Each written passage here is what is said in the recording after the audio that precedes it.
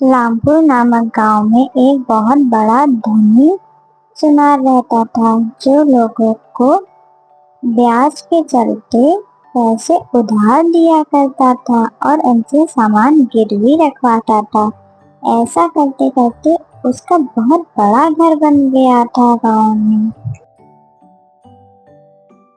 हीरालाल उसी गांव में रहता था। वह मजदूरी करता था। खाना खा के वह दोबारा मजदूरी पे चला गया। हीरालाल का खेत बंजर था। वह बहुत परेशान था। एक दिन उसके दोस्त ने उसको सलाह दी। अरे हीरालाल, कैसे हो? घर में सब बढ़िया है? बहुत ही परेशान लग रहे हो। कोई दिक्कत हो तो बताओ मुझे, तुम्हारा दोस्त हूँ मैं आखिर। अरे भाई, क्या बताऊं, बहुत परेशान हूँ। घर पे एक बूंद राशन नहीं है और ये बंजर जमीन भी मेरे सर चढ़ी है। कुछ समझ नहीं आ रहा। अरे तो तुम इतना दुखी क्यों हो? तुम्हारे पास कोई कीमती सामान हो तो वह सेठ धनीराम के पास जाकर गिरवी रख दो और उससे पैसे ले लो खेती करने के लिए। इतना कह के उसका दोस्त वहां से चला गया और हीरालाल सोचने लगा अब क्या करे। फिर हीरा ने जल्दी जल्दी अपने खेत का काम खत्म करके सेठ धनीराम के घर गया। नमस्कार सेठ जी, वो मुझे थोड़ा सा उधार पैसे चाहिए थे। मुझे अपने खेत के लिए चाहिए थे। जैसे ही मेरी फसल आ जाएगी मैं उसको बेचकर आपके पैसे वापस कर दूंगा। क्या मुझे पैसे मिल सकते हैं? मैं सोने का मंगलसूत्र गिरवी भी रख दूंगा। अरे कैसी बात कर रहे हो भाई? मैं बैठा किस लिए हूँ यहाँ पे? तुम गरीबों की मदद के लिए। लाओ, दो अपना मंगलसूत्र, मैं तुम्हें उसके बदले पैसे देता हूँ। और हाँ, एक बात का याद रहे, मैं सिर्फ तुम्हें 3,000 रुपए ही दे पाऊंगा। सुनार मंगलसूत्र देखकर बोला, अरे ये तो 1,000 रुपए का है। मैंने तो फिर भी तुम्हें 3,000 रुपए दिए हैं इसके बदले। चलो ले जाओ, तुम भी क्या याद करोगे। और हाँ, जल्दी ही वापस करना। हीरालाल सुनार की बात मान गया और उसे धन्यवाद कहकर वापस अपने घर की ओर फसल काटने चला गया। कुछ दिनों बाद उसने अपने खेतों में कड़ी मेहनत करी और उन पैसों से अधिक बीज लगाए और कुछ दिनों बाद उसे अच्छी फसल हुई, जिसे बेचकर वह बहुत खुश था और उसने बहुत पैसे कमाए। दोनों पति पत्नी बहुत खुश थे क्योंकि उनके घर नई खुशियां आई थी।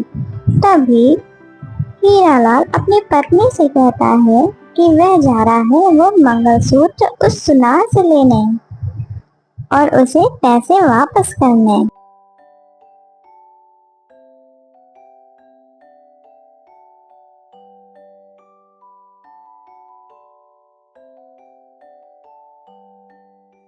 अरे सेठ जी, नमस्कार। कैसा चल रहा है आपका धंधा?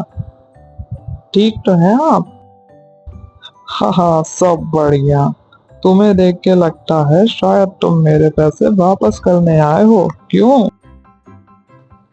हाँ सेठ जी, आपके दिए हुए पैसे से मेरी फसल में बहुत अच्छा सुधार हुआ है और मैंने उसे शहर में बहुत अच्छे दामों पर बेचा है, जिससे मुझे मुनाफा हुआ है।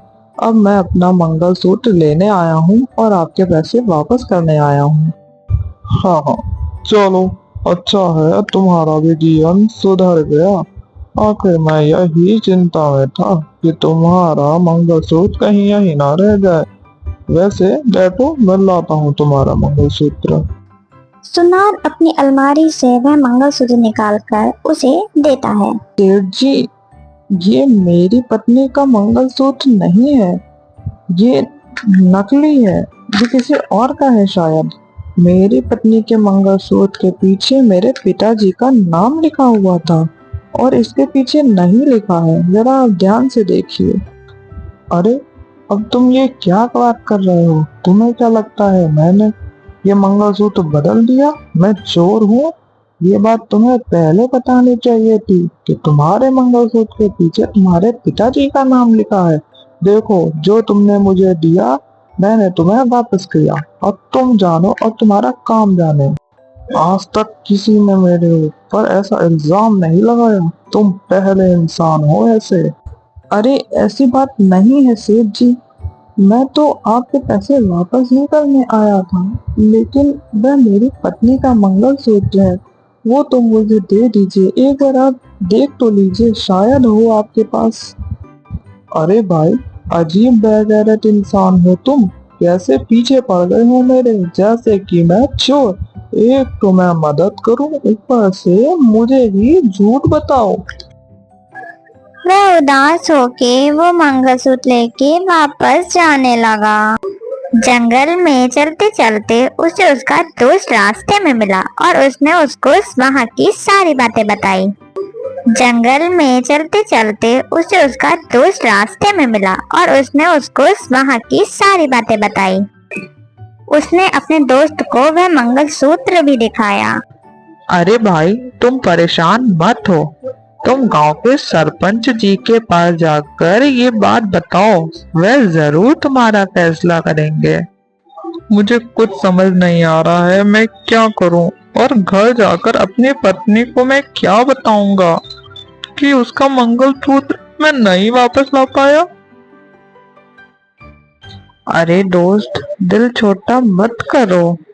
तुम सरपंच जी के पास जाओ और परेशान मत हो, वह जरूर तुम्हारी बात सुनेंगे। हरी अपने दोस्त की बात सुनकर धीरे धीरे सरपंच जी के घर की ओर चलने लगा और उनके पास पहुंचकर उसने सारी आबीती उन्हें बताई। सरपंच जी, सुनार ने मेरा मंगलसूत्र बदल दिया है, मेरी मदद करें। क्या सबूत है तुम्हारे पास कि यह मंगलसूत्र तुम्हारा ही है? अगर तुम्हारे पास कोई सबूत है तो तुम दिखाओ मुझे। सरपंच जी, वह मंगलसूत्र मेरा पुश्तैनी मंगलसूत्र है, जिसके पीछे मेरे पिताजी का नाम लिखा हुआ है। और जो सुनार ने मंगलसूत्र दिया है, उसके पीछे कोई भी नाम नहीं लिखा हुआ है। सरपंच जी के कहने पे सरपंच जी का आदमी उस सुनार को घर लेकर आ जाता है।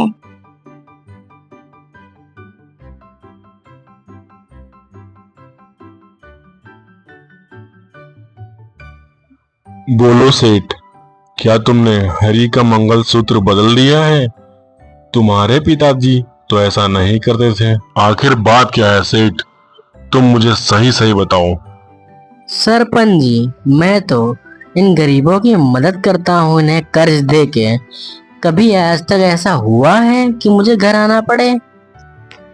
इस हरी की ही नीयत खराब है मेरे पैसों पर, तभी ये मुझ पर उल्टे सीधे इल्जाम लगा रहा है। अगर तुम्हें इतनी ही दिक्कत है तो तुम इन गरीबों को पैसे उधार में देते ही क्यों हो? हरी, अब तुम बोलो, सच्चाई आखिर क्या है? सरपंच जी, मैं एक गरीब आदमी हूँ, मैं क्यों झूठ बोलूंगा। बस आप सेठ जी से बोल दीजिए, असली मंगलसूत्र मुझे वापस कर दें। वह मेरा पुश्तैनी मंगलसूत्र है, जिसके पीछे मेरे पिताजी का नाम लिखा हुआ। सरपंच जी, ये मुझ पे इल्जाम लगा रहा है।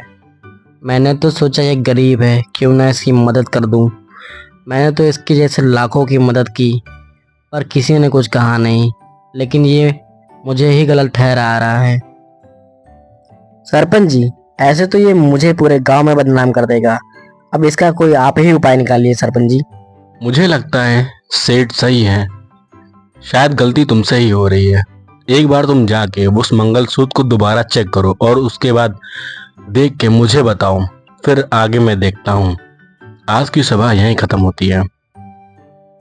सरपंच जी की बात सुनकर सेठ मन ही मन खुश हो गया कि अब उसकी चोरी नहीं पकड़ी जाएगी।